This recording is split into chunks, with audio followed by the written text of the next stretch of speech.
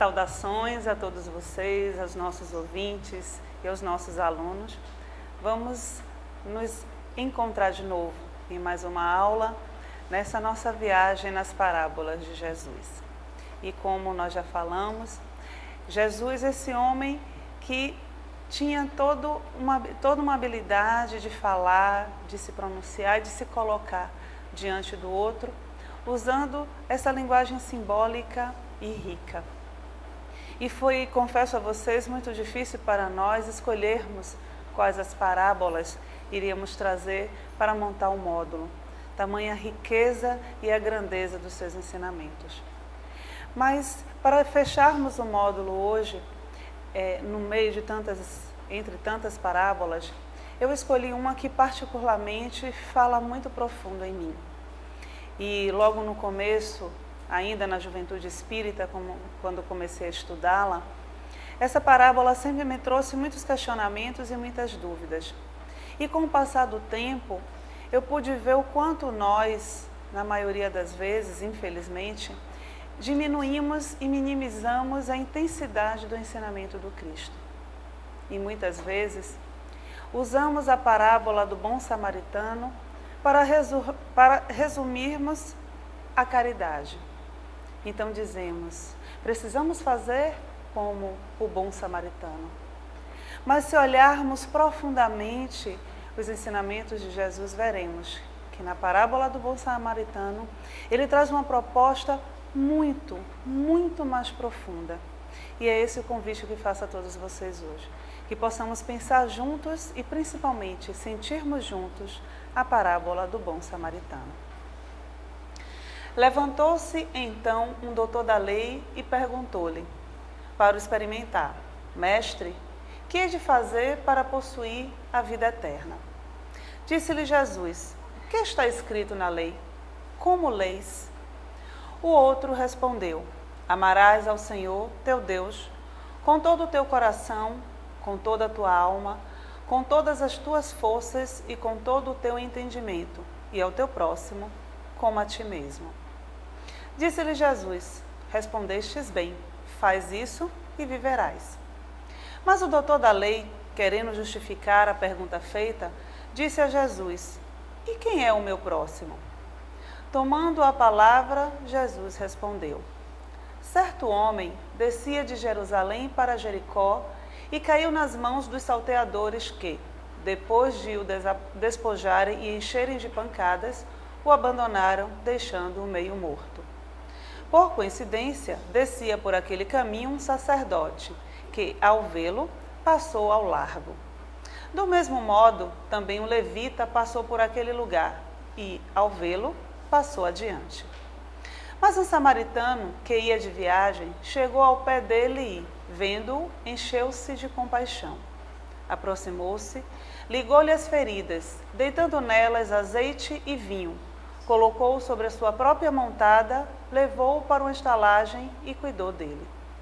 No dia seguinte, tirando 2 denários, deu ao estalajadeiro, dizendo: Trata bem dele e, o que gastares a mais, pago-te-ei quando voltar. Qual desses 3 te parece ter sido próximo daquele homem que caiu nas mãos dos salteadores? Respondeu: O que usou de misericórdia para com ele. Jesus retorquiu: Vai e faz tu também o mesmo. Essa grandeza da parábola, e para mim é impossível não viajar com a parábola, imaginar todas as cenas, imaginar tudo o que vem acontecendo. Na parábola do bom samaritano, ela traz a profundidade que só Jesus sabia fazer. Ela traz a grandeza, a riqueza do conhecimento daquele homem que, sem nenhuma necessidade de estar encarnado no nosso planeta, conhecia a alma humana como ninguém. Daquele homem que sabia, e que sabia exatamente o que dizer e para quem dizer. Porque sabia que a sua palavra, assim como o vento, conseguiria chegar por toda a humanidade durante todos os tempos. Então Joana nos diz, narrando parábolas, facultava o acesso ao ignorado self e despertava-o de maneira hábil, embora simples, para que dominasse o ego, nada obstante as injunções perversas do seu tempo. Imaginar que à época de Jesus a psicologia sequer existia. Psicologia, essa ciência tão nova. E esse homem que, apesar do self ser tão ignorado à época, o ego e tudo mais, ele atingia a essência do ser. Ele atingia, através do simbolismo, o ponto mais importante. E ele vai tratar, então, com esse doutor da lei, trazendo, que na minha opinião, um dos maiores ensinamentos, principalmente para nós espíritas, que temos como lema na nossa doutrina a caridade. E que, aprofundando o nosso olhar, aprofundando o nosso sentir na proposta de Jesus, de ser o próximo do teu próximo, precisamos entender na profundidade o que precisamos desenvolver em nós para que verdadeiramente sejamos o próximo do nosso próximo. Então levantou-se um doutor da lei e perguntou-lhe, para o experimentar: Mestre, que hei de fazer para possuir a vida eterna? É importante, assim como nas outras parábolas, vamos tentar entender o simbolismo de tudo isso. Imaginando a cena, Jesus, o self, começa a conversar com aquele conhecido como o doutor da lei. E se pensarmos no que vem a ser um doutor da lei, começamos a imaginar que na nossa psique é aquele que detém o conhecimento, a lei, a ordem, o poder. E quem não mais é esse elemento nosso que pensa que controla tudo, senão o nosso ego. Então começamos a nossa parábola com um diálogo direto entre o self e o ego. E o ego, para testar o self, pergunta: o que hei de fazer para possuir a vida eterna? O ego, esse que está conosco a cada nova encarnação, mas que é a nossa ponte para a realização dos anseios e do desejo do self. Pensamos que é aquele momento onde eu realmente preciso entender que eu não estou no comando, mas que existe algo maior. E imaginando então a nossa psique entrando nesse processo, nesse questionamento consciente, aquela nossa conversa onde refletimos: mas o que eu preciso fazer para conquistar a plenitude? O que eu preciso fazer para ser uma pessoa melhor? E automaticamente o self me manda uma resposta. O que eu preciso fazer para ser pleno? Essa deve ser a nossa pergunta, para que possamos entrar em contato com essa parábola. Joana nos diz: a exaltação do ego exacerbava-lhe os interesses e anestesiava-lhe o discernimento que, bloqueado, deixava a personalidade conduzir-se como se tudo à sua volta lhe devesse obediência e bajulação, crendo-se indestrutível. Essa é a postura do doutor da lei. Essa é a postura do ego. O ego que é exacerbado, inflado, o ego que pensa que comanda tudo, acredita que merece reconhecimento de todos. Acredita que merece ser respeitado por todos. Acredita saber a verdade. E dentro desse processo de inflação, nós vamos conduzindo a nossa vida muitas vezes por caminhos equivocados. Mas esse homem, o doutor da lei, esse que somos nós, e que queremos e que buscamos, porque dizemos isso, queremos a plenitude, queremos nos transformar em pessoas melhores.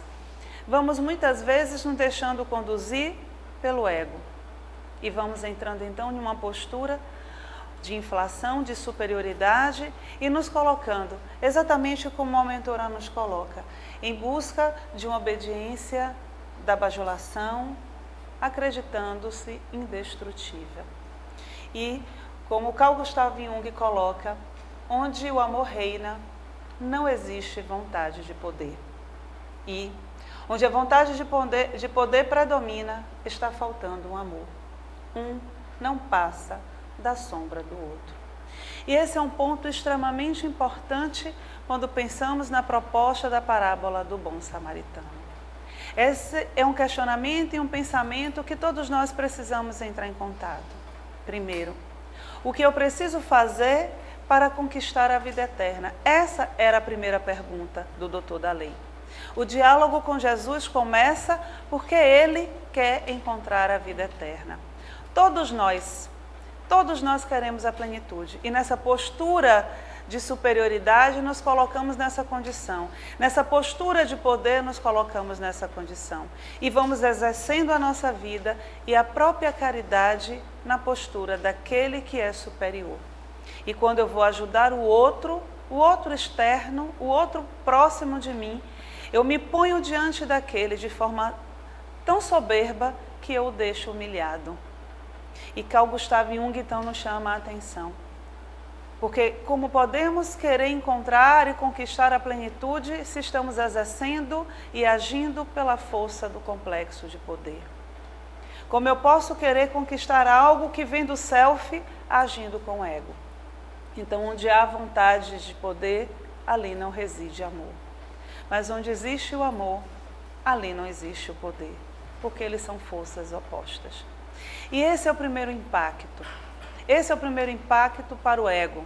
O ego, quando vai conversar com o self, o primeiro ponto que ele precisa compreender é o self quem conduz a nossa vida. Isso significa que precisamos conduzir a nossa vida para uma causa maior. Precisamos compreender que tudo mais, principalmente quando estamos envolvidos num processo religioso, numa proposta religiosa, precisamos compreender que a minha verdade, a minha vida precisa se transformar. Não adianta só que eu conheça intelectualmente o Cristo, mas eu preciso permitir e deixar que o Cristo penetre em mim. Não adianta só eu ter um rótulo espírita, eu preciso me tornar espírita. E esse é o primeiro impacto do doutor da lei. Esse é o primeiro impacto quando esse ego começa a questionar de fato e verdadeiramente o que ele precisa fazer para encontrar a plenitude. Disse-lhe então Jesus: que está escrito na lei? Como leis? E é muito interessante a forma como Jesus responde.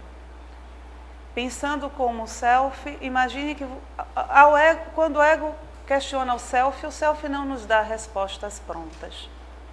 Mas Jesus, com toda a sua sabedoria e grandeza, ele vai perguntar: o que está escrito na lei? Afinal de contas, ele era um doutor da lei. Como você lê a lei? E isso é de um processo de sabedoria só daqueles que conseguem chegar até a alma do outro. Porque cada condição é particular. Cada pessoa vai compreender, perceber e sentir conforme a sua própria história. E Jesus sabia disso. Então não importava, e não era só dizer a lei, mas ele precisava saber como o doutor da lei a lia, como ele a entendia. E ele então devolve para o doutor da lei com duas perguntas: o que está escrito na lei? Como você a compreende? Como você a lê?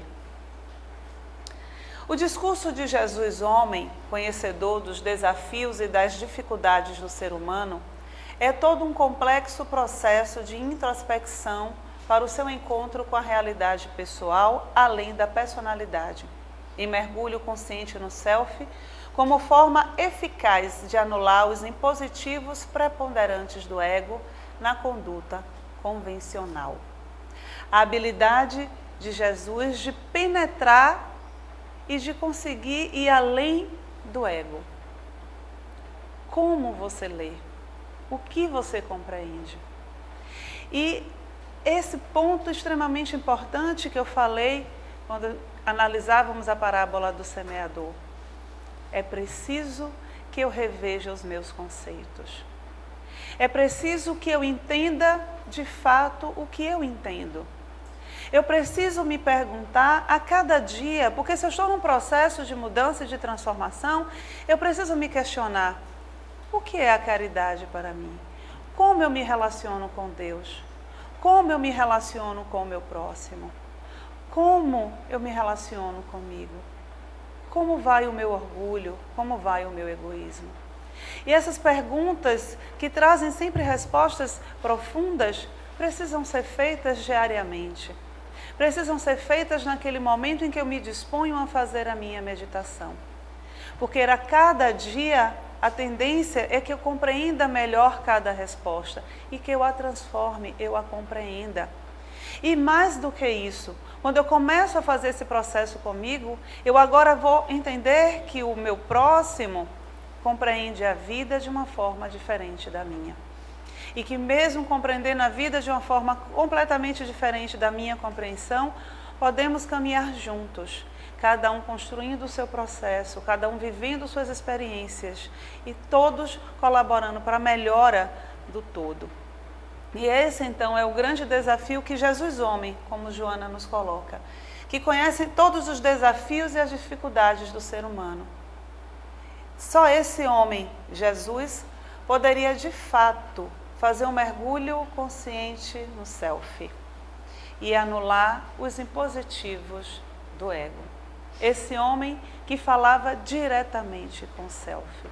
Esse homem que tinha a propriedade de expulsar demônios, porque conseguia chegar no mais profundo do ser. E é preciso então que nós busquemos dentro de nós rever os nossos conceitos. Então o doutor da lei respondeu, diante da pergunta de Jesus: amarás ao Senhor teu Deus com todo o teu coração, com toda a tua alma, com todas as tuas forças e com todo o teu entendimento, e ao teu próximo como a ti mesmo. O que era esperado. Ele era um doutor da lei e conhecia a lei. E lia a lei literalmente, palavra por palavra. E era essa a pergunta que Jesus fazia. E esse ponto então volta para nós. Nós lemos, mas não introjetamos. Num olhar psicológico dessa resposta do doutor da lei, nós podemos passear e perceber a profundidade do ensinamento. Porque amarás o Senhor teu Deus com todo o teu coração. E aqui nós vemos a necessidade de desenvolvermos em nós a nossa dimensão do sentimento. Eu preciso amar a Deus com todo o meu sentimento, com toda a minha alma, com toda a minha profundidade. Com toda a tua alma, né? E aí nós vemos a necessidade de desenvolvermos mais um pouco. A intuição precisa também entrar em ação. Com todas as tuas forças e com todo o teu entendimento. Com todas as minhas forças, a sensação. Com todo o meu entendimento, o pensamento. E nós podemos ver aqui as 4 funções psicológicas que Carl Gustav Jung traz na sua psicologia analítica. Esse homem que precisa desenvolver toda a sua integridade. Este homem que precisa buscar desenvolver em si todas as suas funções. Para amar Deus com toda essa intensidade e ao teu próximo como a ti mesmo. Eu preciso me desenvolver tanto, crescer tanto, que é desta forma, diante de tamanho crescimento que conquisto, eu serei capaz de amar ao outro. Mas antes disso, eu serei capaz de amar a mim mesmo, porque eu me conheço. Eu me conheço na minha dimensão sentimento, minha dimensão intuição, minha dimensão razão, pensamento, na minha dimensão sensação. Esse homem que vai buscando construir a si mesmo, para que nesse processo de autoconstrução, ele possa compreender a grandeza de si, de Deus e do outro. Independente das nossas dificuldades e da dificuldade, claro, que todos nós vivemos no dia a dia, essa é a condição humana, esse é o nosso trabalho. Era-lhe totalmente impossível ignorar o que se fazia necessário para possuir a vida eterna. E tanto era verdade que foi taxativo em repetir o decálogo, nos diz Joana, demonstrando a lucidez da memória e o atraso dos sentimentos. Toda vez que nós usamos excessivamente a razão, toda vez que estamos o tempo todo usando a vida de forma extremamente racional, nós estamos deixando na sombra o nosso sentimento. Então começamos nesse primeiro momento de contato com a parábola, essa percepção, quando nós, atuando pelo ego, começamos então a sentir que precisamos mudar. E vamos então questionar o nosso self e perguntar, mas eu quero tanto ser mais do que o que eu sou? E o self sutilmente nos mostra que estamos caminhando pelo caminho errado. Que estamos querendo então conquistar talvez questões do ego, necessidades falsas. E ele inicialmente começa a nos mostrar, você precisa trabalhar o sentimento. Você precisa sentir mais, se conhecer mais, se amar mais. Esse é o caminho, esse é o processo. Disse-lhe Jesus, respondestes bem, faz isso e viverás. E a sutileza de Jesus, a capacidade dele de atingir tão profundamente que provoca o outro. Então você sabe o que fazer, nós sabemos o que fazer, todos nós sabemos. Então, faz e viverás. Mas isso causa um incômodo. É como muitas vezes você vai conversar com um amigo e você pergunta algo a ele, ele te dá uma resposta, mas não preenche. O vazio é maior. E é exatamente isso que o doutor da lei começa a viver agora. Ele está buscando respostas superficiais, vazias. Ele foi conversar com Jesus perguntando algo, mas buscando uma outra coisa. E Jesus sabia. E Jesus o provoca a esse ponto. E é isso que o nosso self nos faz. Ele nos manda situações, incômodos, conflitos, sensação de vazio às vezes. E aí nós preenchemos de alguma forma, lemos um livro, vamos fazer até o próprio evangelho, conversamos, participamos da mediúnica, mas saímos de lá sempre com aquela sensação de que tem algo mais, tem algo que ainda me incomoda, tem uma resposta que não chega até mim ainda. E Jesus então provoca, faz, então viverás. Ele, Jesus, nunca se apresentou como solucionador de problemas. Antes, invitou a todos a fazerem a sua parte, a se responsabilizarem pelos próprios deveres, tornando-se o educador que sempre se fez compreender, nunca transferindo responsabilidades que a cada qual pertencem. E é impressionante o que a mentora traz. Jesus não dava respostas prontas, ele educava o ser. E nesse processo nosso de análise dessa parábola, precisamos nos colocar também nessa condição e nos perguntarmos, será que eu estou fazendo as perguntas certas? Será que eu não fico ainda em um comportamento que quero só encontrar tudo pronto, tudo facilmente resolvido? Será que no fundo eu não acredito que eu sou uma pobre vítima da vida e que mereço todos os benefícios? Ou que eu me coloco muitas vezes como aquela pessoa que está sempre disposta a ajudar a todos, a socorrer e atender a necessidade de todos? E por isso eu sinto que a vida tem a obrigação de atender os meus desejos? Que a espiritualidade precisa compreender as minhas necessidades e resolver por mim os meus problemas? Será que eu não sou aquela pessoa que me dedico ao bem e que resolvo tudo por todo mundo, porque no fundo, eu quero fugir da minha própria vida? Então Jesus chegaria para nós e diria, bem, você sabe tudo, você conhece o Evangelho, você conhece a doutrina, então vai e faz. Não seria essa a proposta que Jesus nos faz, de verdadeiramente vivermos a doutrina que abraçamos e de verdadeiramente nos empenharmos no nosso processo de transformação e de crescimento? E ele então provoca o doutor da lei.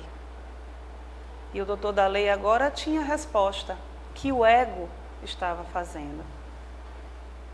Mas o doutor da lei, querendo justificar a pergunta feita, disse a Jesus, e quem é o meu próximo?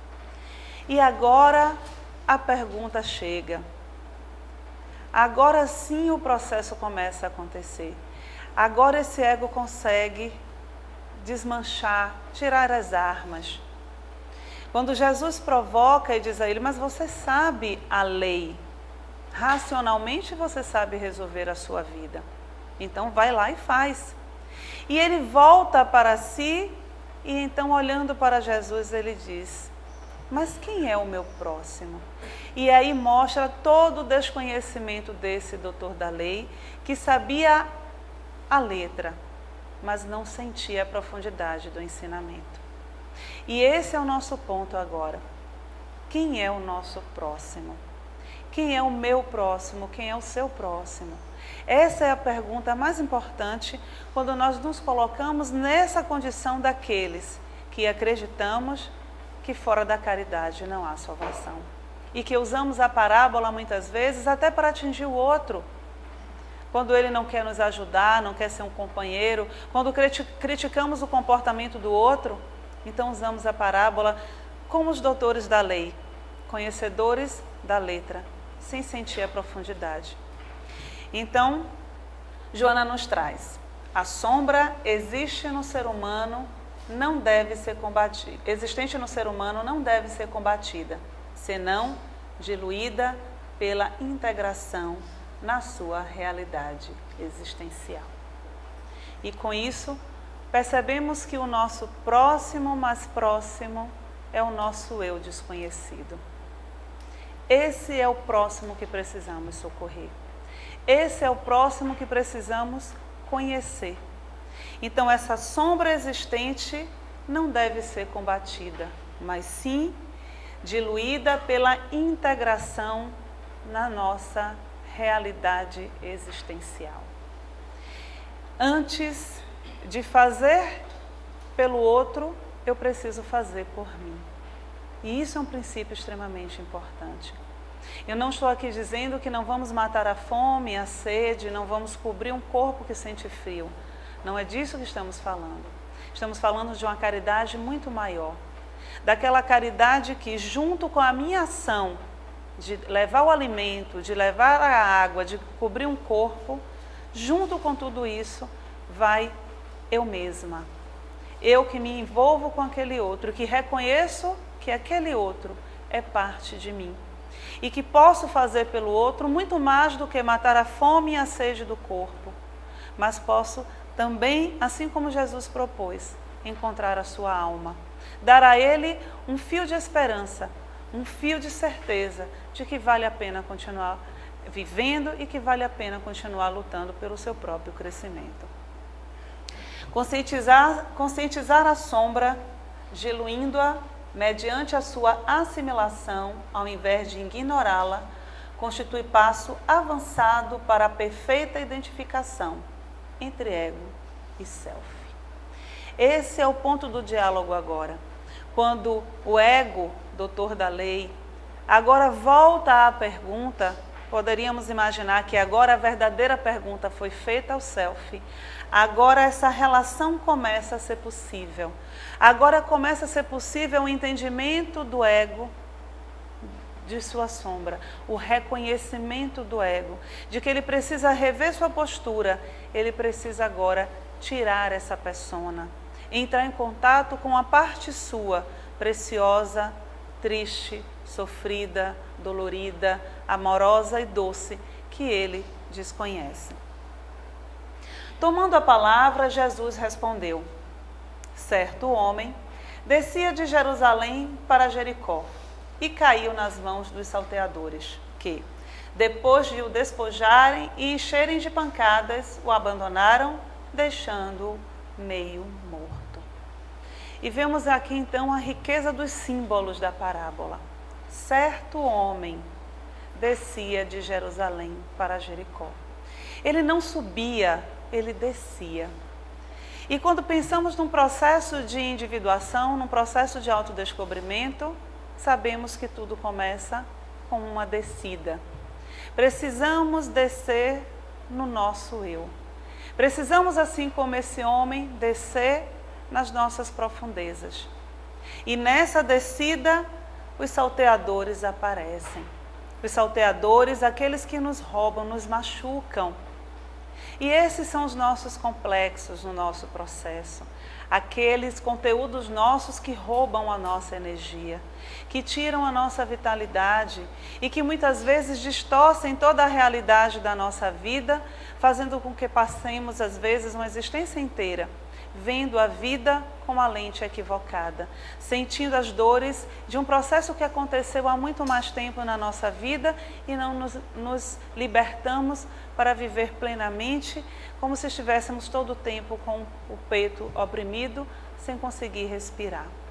Então, esse início da segunda parte dessa parábola, quando Jesus agora respondendo a esse ego que verdadeiramente se propõe agora a mudar, esse self agora te manda todos os elementos, dizendo a ele, você precisa descer, e ao descer, você vai ser roubado, sua energia vai ser testada, você vai sentir muito sofrimento, porque esse é um processo. A gente precisa entrar em contato com os nossos salteadores, precisamos entrar em contato com os nossos boicotes, com nossos e se, e mais, talvez, que usamos todo o tempo na nossa vida, as nossas desculpas, precisamos confrontá-los. Nesse empreendimento, nos diz Joana, de ascensão inevitável, o ser depara-se com as construções do seu passado nele esculpidas, que se exteriorizam a miúde, afligindo-o, limitando-o, apresentam-se essas fixações como conflitos nas paisagens íntimas, ameaçando a sua realização, transformando-se com facilidade em complexos perturbadores na área da emoção e do comportamento. Nesse empreendimento inevitável, iremos nos deparar com tudo isso, confirma a mentora. Mas esse é parte do nosso processo. Não existe, e vocês com certeza que nos acompanham e que estudam conosco sabem, não existe crescimento sem confronto com a sombra. Não existe crescimento sem que possamos conhecer esse outro eu tão próximo de nós. E que passamos muitas vezes a vida a ignorá-lo, a deixá-lo de lado. Simplesmente fazendo de conta, porque a sociedade, porque a família, porque a religião muitas vezes, porque nós, na maioria das vezes, não o aceitamos. E por reprovarmos parte nossa, por termos a sensação de que não seremos aceitos e amados, vamos deixando o nosso outro eu abandonado, exatamente como ficou abandonado esse homem que descia de Jerusalém a Jericó. O caminho descendente pode ocasionar o encontro com a base da existência, diz James Hillman. Por essa razão, não conseguiremos chegar à alma e à experiência de Deus, a não ser que o façamos via inconsciente, o que significa nos defrontarmos com pecados e males e com todo o turbilhão de possibilidades que foram mantidos fora do alcance da consciência. O caminho descendente, o caminho da descida, pode ocasionar, e provavelmente o faça, encontros inusitados. Mas não existe nenhuma outra via. Precisamos descer. Precisamos chegar nesse fundo. Precisamos encontrar tudo aquilo que nós abandonamos. Precisamos encontrar todo o potencial de vida e de plenitude que nós desconhecemos. E esse é o único caminho para que realmente possamos entender quem é o próximo mais próximo de nós e assim, como o doutor da lei perguntou, poder viver a vida eterna, a vida plenamente. Por coincidência, continua Jesus, descia por aquele caminho um sacerdote que, ao vê-lo, passou ao largo. O samaritano, caído, machucado, quase morto, foi deixado abandonado, mas por coincidência passa ali um sacerdote, mas que ao vê-lo passa ao largo, o abandona, o deixa. Quando se adota uma fórmula religiosa, sem que se viva de forma equânime dentro dos cânones desta religião, temos a experiência da religião sem religiosidade, da aparência social sem um correspondente emocional que trabalhe em favor da autorrealização. Esse foi o papel do sacerdote, né? Como nos afirma Joana de Ângeles. Quando vivemos em uma religião e que não vivemos intensamente a sua proposta, nós estamos vivendo isso como um ato social.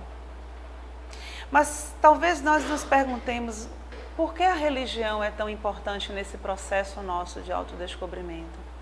Porque a alma é essencialmente religiosa. A alma busca todo o tempo religar-se a Deus. A alma busca todo o tempo entrar em contato com o verdadeiro significado da vida. E a forma que o ego tem de representar isso é através da religião. Então nós buscamos os cultos e as seitas religiosas por uma necessidade do self. Mas como temos muitas vezes a forma de conduzir a nossa vida egoicamente, assim também conduzimos a nossa relação com a religião. E assim muitas vezes conduzimos a própria religião. Então Joana nos chama a atenção para a importância de viver dentro da nossa escolha religiosa conforme os cânones dessa religião. Que eu realmente coloque em prática na minha vida tudo aquilo que eu me proponho a estudar. Porque se eu não faço isso, eu estou deixando que o ego conduza a minha experiência religiosa. E quando o ego conduz uma experiência religiosa, ela não transforma o ser. E então eu vou passar ao largo daquele homem. Eu vou fazer dentro da minha proposta religiosa, que deveria, e essa é a proposta principal dela, transformar o ser em um ser melhor. Ela vai fazer com que o meu ego se alimente de poder. E se alimentando de poder, ele se afasta do amor. E se ele está afastado do amor, eu vou manter ao largo tudo mais que é meu e que eu reprovo. E eu, em vez de crescer verticalmente até Deus, estarei fazendo um processo de crescimento horizontal, de crescimento vazio. Não são poucos os indivíduos que se refugiam em ideais, especialmente nas doutrinas religiosas, como evasão da realidade, adotando comportamentos nobres, no entanto, mascaradores dos seus conflitos. Não são poucos os indivíduos que vão esconder os seus próprios conflitos dentro do processo religioso. E isso não deveria acontecer, talvez estejamos pensando. Mas como a nossa proposta não é avaliar o comportamento e nem a conduta do outro, mas sim avaliar a nossa conduta, precisamos verdadeiramente nos perguntar: a minha escolha religiosa condiz com a conduta da minha vida? Eu realmente estou vivendo dentro do processo escolhido por mim? Ou eu faço da religião uma forma muito bonita e aceita socialmente para esconder os meus conflitos? Quando eu vou falar para o outro, quando eu vou conversar com o outro, atender no atendimento fraterno, quando eu participo da mediúnica, eu entendo que aquele outro traz algo que é meu também e que serve para despertar em mim todo o meu processo? Ou eu me coloco em uma condição de superioridade daquele que aconselha e que dá respostas prontas? Que nem Jesus fazia isso. Então precisamos, de fato, intensamente entrar em contato com isso. Qual a função da religião na minha vida? E qual a minha função na religião que eu escolhi? O que eu estou fazendo com isso? Porque muitas vezes nos comprometemos muito mais quando abraçamos uma causa religiosa e não cumprimos toda a proposta que essa religião nos traz. Porque não nos transformamos e ainda somos um exemplo negativo para a comunidade, para o mundo em que vivemos. Do mesmo modo, continua Jesus, também um levita passou por aquele lugar e ao vê-lo, passou adiante. Passou um sacerdote e agora passa o levita. Olhou e passou adiante. Deixou o pobre homem lá, morrendo. A incumbência do ministro, traz James Hillman, do ministro religioso, não é uma tarefa médica. Ele não está lá para curar, no sentido médico do termo. Não se trata também de uma tarefa paternal. Não lhe compete dar amor paterno. nem é espiritual no sentido de precisar saber e ser sempre o modelo de perfeição e sabedoria. Como um pastor que encaminha almas para Deus, sua missão central é a dedicação à alma, a começar pela sua própria. Só o homem convicto dessa realidade poderá transmiti-la aos outros. O trabalho não é médico, não é paternal, não é sequer espiritual, segundo a análise de James Hillman. Espiritual no sentido menor da palavra. Mas é muito maior, é transcendente. O papel de nós que nos colocamos na condição de espíritas, daqueles que acreditam que precisamos fazer a caridade, precisamos amar o nosso próximo, é de cuidarmos da nossa alma, do nosso próximo profundo. Porque só dessa forma, só quando eu cuido de mim e vivo intensamente tudo o que sou, eu consigo atingir o outro. E essa é a verdadeira caridade. É a caridade de poder mostrar ao outro que, apesar de todas as minhas dificuldades, eu continuo lutando. Eu não preciso passar para o outro uma ideia falsa e equivocada de que eu não cometo erros, de que sou perfeita, porque isso não é verdadeiro. Iniciaríamos então todo o nosso processo já com uma mentira, uma mensagem equivocada. O outro precisa perceber e saber que eu sou como ele e que passo por dificuldades, tenho medos, tenho limitações, mas que estou disposta a fazer a minha trilha. Porque não adianta eu dizer ao outro que ele vai ser melhor. Eu preciso caminhar para que ele veja que eu estou caminhando. E que ele possa, então, seguir isso. Não da minha forma, mas da forma única e particular dele. Mas que possamos, então, verdadeiramente viver isso. Porque se eu não cuido da minha alma, como eu posso querer cuidar da alma de uma outra pessoa? Como eu posso querer dar conselhos a uma outra pessoa usando as palavras escritas no Evangelho quando sequer eu ponho em prática aquilo na minha vida?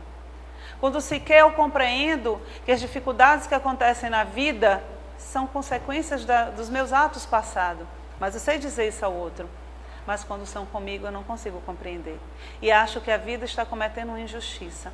Então eu preciso cuidar de mim, compreender a pessoa que sou, saber dos meus limites. Porque na hora que eu aconselhar o outro no atendimento fraterno, que o outro não aceite o meu aconselhamento, eu compreenda que eu também não compreendo muitas vezes. Mas um samaritano que ia de viagem chegou ao pé dele e, vendo-o, encheu-se de compaixão. Não foi nenhum outro, foi um samaritano que era desprezado, colocado sempre como uma pessoa, uma ralé. Foi o samaritano, não foi nem um sacerdote, nem um levita. Foi o samaritano que, passando ali, se encheu de compaixão e foi atender o homem que sofria. E nós nos perguntamos, mas logo por quê? Logo, por que esse? Por que o samaritano que é rejeitado, marginalizado? E aí nós voltamos para o nosso processo de crescimento. Nós temos uma parte nossa, a sombra, que nós colocamos de lado, desprezamos, descuidamos dela. Mas não vai existir nenhum processo de crescimento real se não for a sombra que venha cheia de compaixão nos socorrer. Essa parte nossa desprezada é sempre no nosso momento mais difícil, é dentro de nós que saem todas as respostas. E amando, porque ela está em nós, ela vem nos socorrer para que possamos passar pelo nosso processo de integração e de cura da nossa alma ferida. Erich Neumann faz uma análise e ele nos traz que o homem primitivo não consegue reconhecer o mal como mal pessoal, uma vez que a consciência ainda se acha pouco desenvolvida para poder enfrentar os conflitos dela resultantes. Por essa razão, o mal é experimentado pelo homem grupal como estranho, sendo as vítimas da projeção da sombra os estrangeiros. É interessante essa análise que Erich Neumann faz, porque ele vai falar de todo o processo do nazismo, né? Ele faz análise disso. Então ele vai dizer o quê? que o homem que ainda vive uma consciência de grupo, um homem coletivo, um homem que ainda não está no seu processo de individuação, ele vai projetar o mal dele fora. E ao projetar o mal fora, ele vai ver o outro como um estranho. E a palavra estrangeiro significa exatamente um estranho, né? Então, quando nós pensamos nesse papel do samaritano, a gente vê exatamente esse comportamento.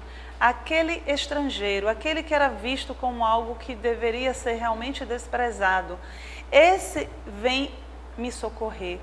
Esse mal que eu não reconheço e que muitas vezes não é o mal em si, porque esse mal é visto por uma condição coletiva. Quantas vezes a espontaneidade de uma criança não é compreendida, não é aceita pelos pais? E essa criança então se vê obrigada a guardar em si toda a sua espontaneidade, seu carinho e sua doçura. E ao fazer isso, ela põe na sombra. Então a sombra dessa criança é uma sombra doce. Ela vai guardar em si toda uma possibilidade de ser feliz e de realizar felicidade na vida das pessoas. Então é justamente nesse ponto que Erich Neumann vai fazer a análise. Quando eu não reconheço o mal em mim, eu projeto o mal no outro. E como o mal é mal, eu tento destruí-lo. E isso nós vimos na história da humanidade. O que aconteceu no passado e o que continua a acontecer no nosso presente. Aproximou-se, ligou-lhe as feridas, deitando nelas azeite e vinho. Colocou sobre a sua própria montada, levou para uma estalagem e cuidou dele. Ele parou, olhou, cuidou, limpou, carregou e colocou na sua própria montada, no seu próprio cavalo. Esse é o papel. Não adianta só ter um conhecimento teórico das coisas.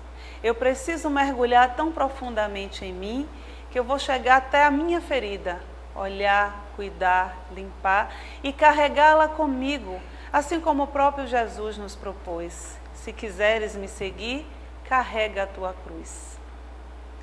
Esse é o ponto. Se você quer realmente conquistar o reino dos céus, pega a tua cruz, me siga, venha comigo. Ele não disse que carregaria por nós e nem disse para você deixar a sua cruz. Mas é exatamente a mesma proposta.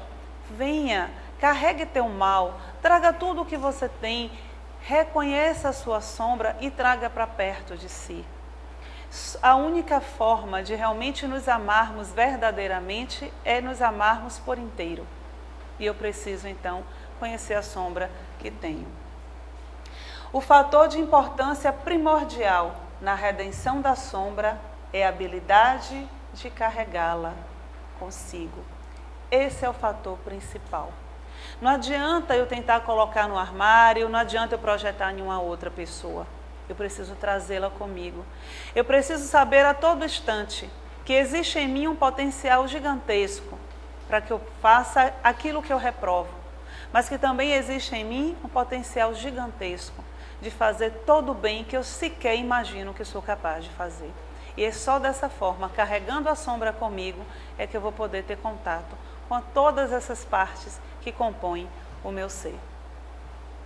O amor é o liame sutil que une o interior ao exterior do ser, o profano ao sagrado, o ego ao self, que ele passa a comandar o comportamento, o material ao espiritual. O amor é essa força sutil que vai fazer com que o ego e o self trabalhem juntos. É essa força que faz com que eu mergulhe em mim mesma e me ame verdadeiramente. Esse é o processo do amor próprio, da autoestima. Quando eu me amo nessa condição de saber que existe em mim potencialidades fantásticas, mas que existem em mim ainda condições que me colocam de forma sofrida e que me fazem sofrer e que às vezes fazem o outro sofrer. Mas quando eu consigo integrar tudo isso, amar tudo isso, eu consigo então começar o meu processo realmente de desenvolver amor ao próximo, de realmente conseguir olhar o outro com um olhar verdadeiro de um ser humano para um outro ser humano. Essa hospedaria pode ser considerada psicologicamente como um símbolo feminino, a ânima, o amor da mãe que alberga no seio o filho cansado e necessitado de proteção, recolocando-o no ventre e o sustentando. Impressionante a analogia que Joana de Ângeles faz, quando ele põe o homem na sua montada e leva para uma estalagem. E essa estalagem em nós é justamente esse processo desse amor, esse colo materno que existe em nós e que precisamos muitas vezes nos acolher, nos acarinhar e trazer para nós todo aquele amor que precisamos e que não vai ser trazido por uma outra pessoa, mas é o meu amor por mim, o amor de uma mãe interna, essa ânima, essa porção feminina que é o nosso si maior. Não existe crescimento da psique se não entrarmos em contato com a nossa parte feminina, tanto para os homens quanto para as mulheres. Essa parte feminina que tudo une e que gera a nova vida, que gera a possibilidade da nova vida. No dia seguinte, tirando 2 denários, deu-os ao estalajadeiro, dizendo: trata bem dele, e o que gastares a mais, pagar-te-ei quando voltar. A atitude desse samaritano, ele deixa o homem lá, paga, e caso o estalajadeiro ele gaste mais, tenha custos maiores, ele se dispõe a voltar e pagar. E esse é o nosso processo psíquico, esse é o nosso movimento na psique. Eu preciso fazer um movimento de descer, de cuidar, de reconhecer, de amar e de deixar ali valores para transformar. E nesse processo que eu saio para pôr em prática na minha vida, no dia a dia, tudo aquilo que eu consigo descobrir dentro de mim, eu preciso me comprometer a voltar em contato e ter contato de novo com aquele conteúdo, com a sombra. Não é só um caminho de conhecer e sair, mas é de ir e vir diversas vezes. Porque quanto mais eu faço esse movimento, quanto mais eu desço, mais eu cresço verticalmente. E esse é o processo. Se dispor a utilizar todos os nossos recursos, usar todos os nossos valores em prol do nosso crescimento, para a transformação de um mundo verdadeiramente melhor. Depois de lograda a compreensão das aflições, o ego desarma-se e contribui em favor da solidariedade e da compaixão, passos que denotam a presença do amor na psique e na emoção, favorecendo o self com a legítima compreensão da realidade. Depois que compreendemos os nossos processos, o ego muda de postura. E é isso que a gente vai percebendo. Quando eu conheço mais profundamente as minhas aflições, eu consigo realmente e verdadeiramente me aproximar da aflição do outro. Eu consigo de fato compreender que a dor do outro dói na intensidade que ele suporta e não como eu quero que ela doa. Qual desses 3, pergunta Jesus, te parece ter sido próximo daquele homem que caiu nas mãos dos salteadores? Respondeu: o que usou de misericórdia para com ele.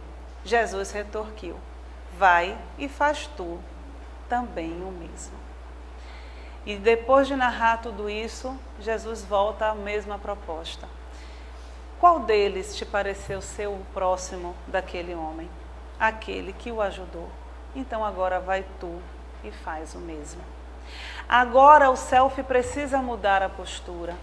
Agora que você foi e mergulhou e conheceu em si tudo isso, agora sim você está preparado para fazer, para amar o outro, porque agora você começa a se amar. Agora você tem condições sim de buscar plenamente a vida, porque agora você aprendeu a viver verdadeiramente a sua vida. É essa disposição. E é impressionante a proposta de Jesus, porque depois que ele narra tudo, ele volta à pergunta: quem te pareceu ser o próximo agora, já que tu não sabes quem é o próximo? E respondendo, então ele diz: vai tu e faz o mesmo. O ensinamento de Jesus fundamenta-se na evolução do self, iluminando a sombra e vencendo-a. Essa é a proposta, é ativar o nosso self, é trazer em nós a nossa essência, é despertar em nós o nosso potencial. E para terminar as nossas reflexões, eu vou ler, vou pedir desculpas porque é um pouco grandinha a leitura, mas é um pensamento de Carl Gustav Jung. Que eu faça o mendigo sentar-se à minha mesa, que eu perdoe aquele que me ofende e me esforce por amar, inclusive o meu inimigo, em nome de Cristo.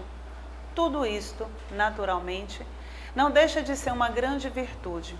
O que eu faço ao menor dos meus irmãos é o próprio Cristo que faço.